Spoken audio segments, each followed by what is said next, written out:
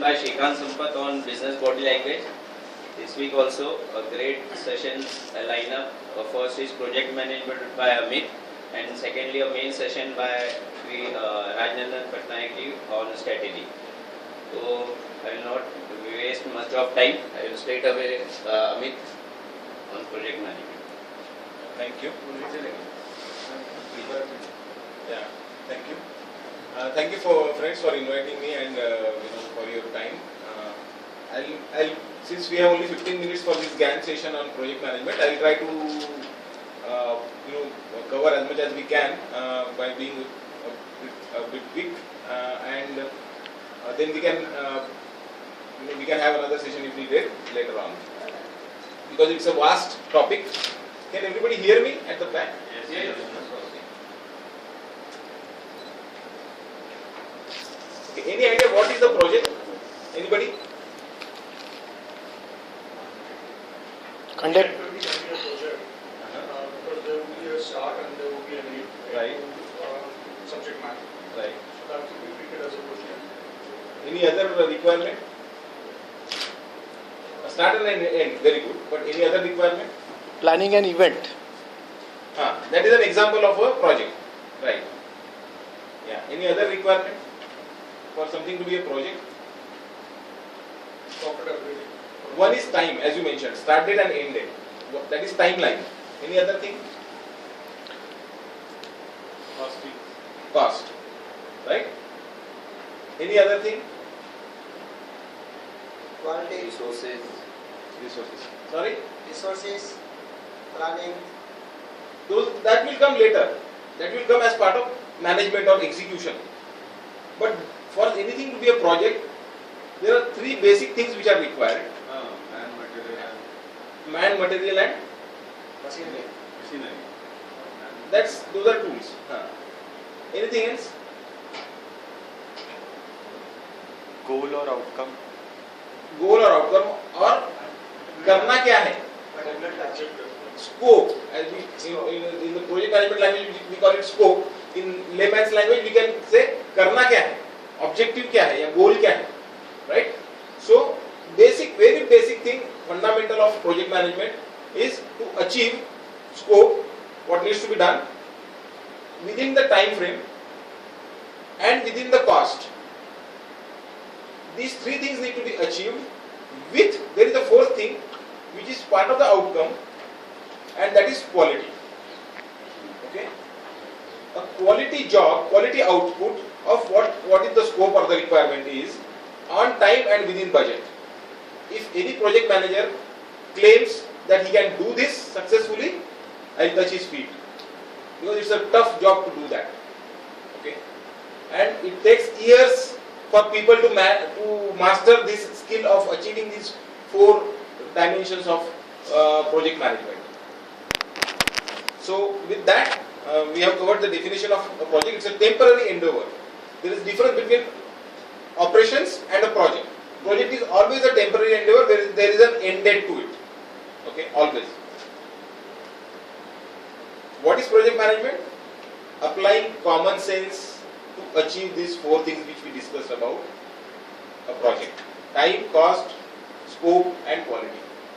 Common sense means knowledge, skills, tools, and techniques. Nowadays, project management is a separate branch of management. Most management schools, management institutions have a dedicated course or degree course on project management specifically, which was not the case a few years back. So it's gaining a lot of importance. Why it is gaining importance? Because the human knowledge, there is an expansion of knowledge and information available on any subject, any topic, any matter, which is difficult for a single person to first to gather and to use. Okay, so we need there is so much to know. Then there is global demand for anything, right? So the expectation is world class. Anything that you do, people expect, customers expect a world class output out of that. There is global competition because you need to be at par with the best in the world. Okay. For this, it's difficult to be done by one person. You need a team of people doing things. And when it comes to a team, there are dynamics in any team. In addition to that, the success or failure of a project could have substantial implications on positivity or negativity of overall society or an economy or a country. I'll give some examples of some projects. See, here are some projects. Largest refinery in the world, okay? Bandra Worli ceiling, some huge tower, a power plant, a new operating system, a new car, interior of a house. This is a small one. But imagine not having these things and the difference it makes by having these things in place. Okay? Life still goes on, but there can be substantial change or difference in the life if there is a successful project and if there is an unsuccessful project. Bosi Khurd is a good example, close to us. No, it started, I remember Rajiv Gandhi inaugurating it in 1984 and we are still, the project is still going on. There is no completion yet. For whatever reason, I'll come to that reason again. So cost can be huge and implications can be huge. This we already discussed. We call it golden triangle or three constraints of project management: time, cost and scope, and to achieve the quality. Okay. Where we need some, as some people mentioned, resources, we need to achieve quality, we need to have some requirements in place, and we need to manage risk. Most important part of project management is to manage risk. Because risk, if managed well, can help succeed in a successful project. If not, if ignored, it can have huge implications. Common pitfalls, sometimes objectives are not clear. Extremely important, any project must have a sponsor. Someone who says, मेरे को ये करना है, या मेरे को ये करके चाहिए. In case of big projects, it's typically government or a big company or corporate house who wants to get something done. Without sponsor, I won't get into any project. Okay. In film projects, this is the producer who is going to fund. Lack of integration. This is one of the reasons for project failures. Teams are not working in sync. There is no proper cohesion between them. That is where the job of project manager becomes critical. Sponsor and funding go together. Change in priorities. You start with something and suddenly some business scenario changes or some regulation changes or some event happens which changes the priorities and the project becomes irrelevant kind of. This can be another reason. Assumptions. Extremely important to manage assumptions. This is also part of the risk management. Whatever assumptions are the project is based on have to be monitored and checked whether those are still relevant and important. Sometimes assumptions will go wrong. Ineffective team. This is again team and integration or collaboration will be part of it. Lack of communication, misunderstandings. Okay, I am saying something, you are listening something, or you are interpreting something. These are the things which cause delays or failures in the project. And there are any number of factors. This is just one of the. These are a few important factors which I could list out. Critical factors for success of any project, which a project manager is supposed to be taking care of. This is the job of a project manager. Okay, making sure that these things are in place. Coordination obviously is part of job. Adequacy of structure and control. The project manager needs to make sure that there is a structure and there is a control mechanism in place. At the same time, it is not becoming bureaucratic, that the decisions are not happening, and things are not moving. So we need to be very clear about striking a balance between control and ongoing progress. Uniqueness and importance of a project or public exposure is a great motivator for teams to achieve something, because people tend to take things as challenge. When something unique is being done, it gives a great sense of satisfaction to do that. Or if something is important or challenging, it gives a great sense of satisfaction or achievement when something is like that is achieved or done. So that drives people or motivates people to do things? Consensus. Again, part of project manager to have consensus between team about what means successful. Okay, we'll take an example of that. From pressures, as we are saying, we are racing against competition, racing against cost budget that is in place. So those pressure also motivate people to get things done fast. Okay, so that plays as a positive factor for success of a project. As I mentioned earlier, difficulty of doing something or challenge in doing something motivates people to do it. Capabilities, when we have an experienced team, that helps in the overall success of the project. In my view, this all, if we can have one word for everything, it is a good team.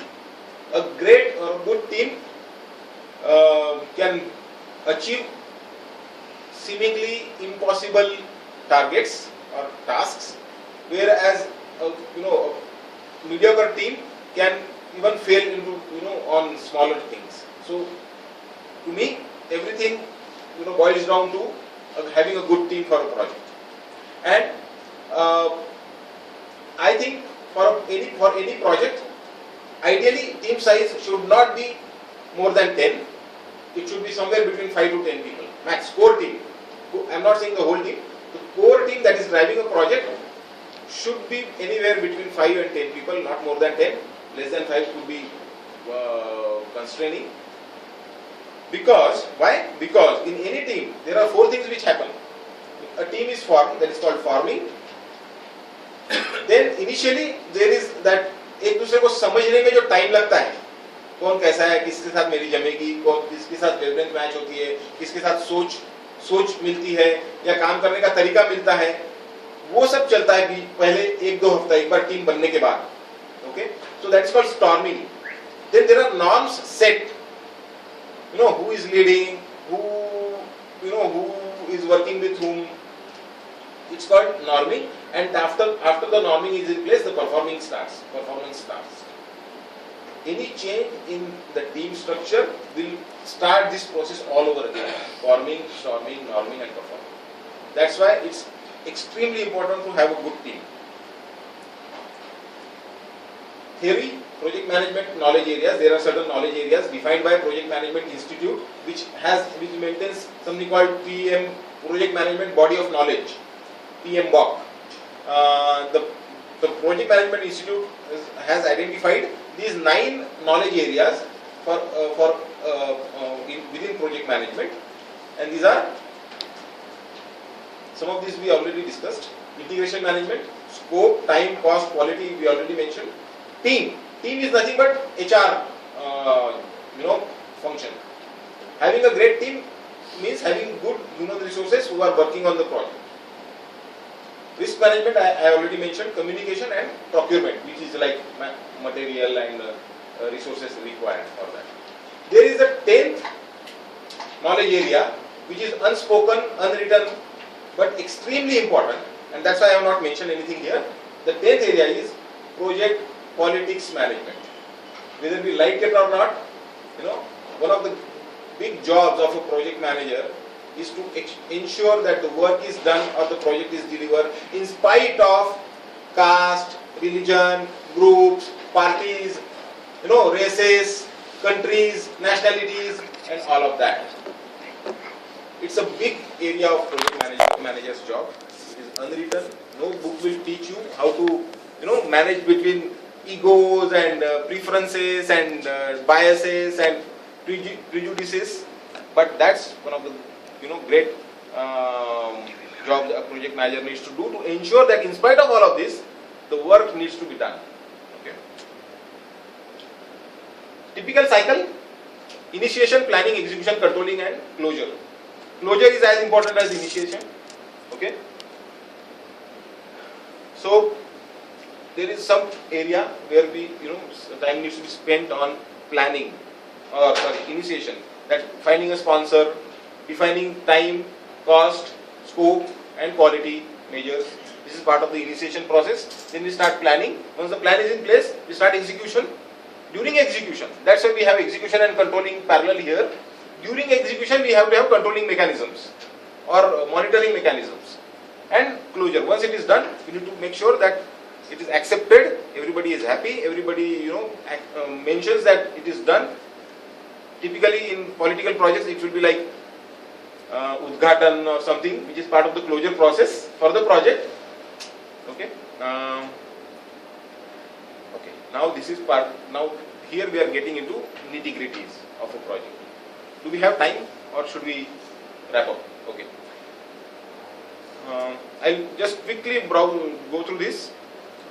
As part of any project planning process, first thing is to identify tasks. What tasks are going to be there? Who will be working on which task? If you look at it, see, these are the tasks, their timeline, because time is one of the critical factors in any project. This is the timeline, what time each task is going to take, and then we will be monitoring progress against each of the tasks. Who will be working on each task, that will be mentioned here.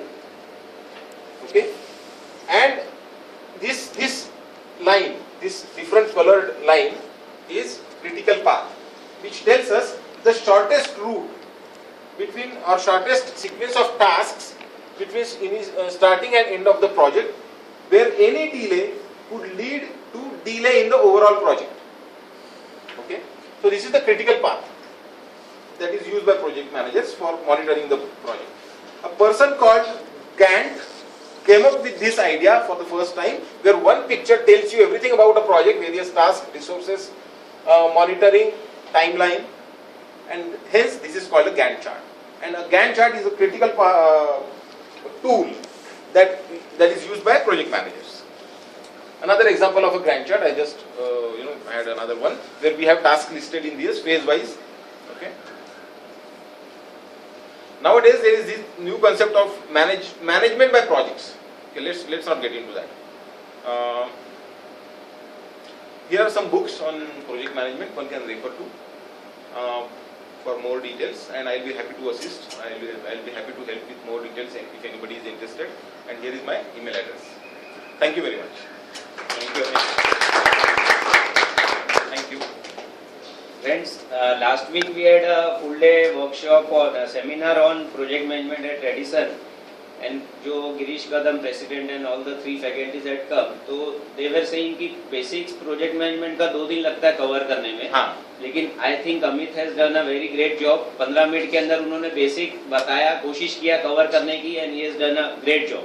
I think and I request Vyom Shah to please hand over a bouquet to Amit as an appreciation of love and affection. I heard about you. Thanks. अभी दबा दोगे button? हाँ, thanks.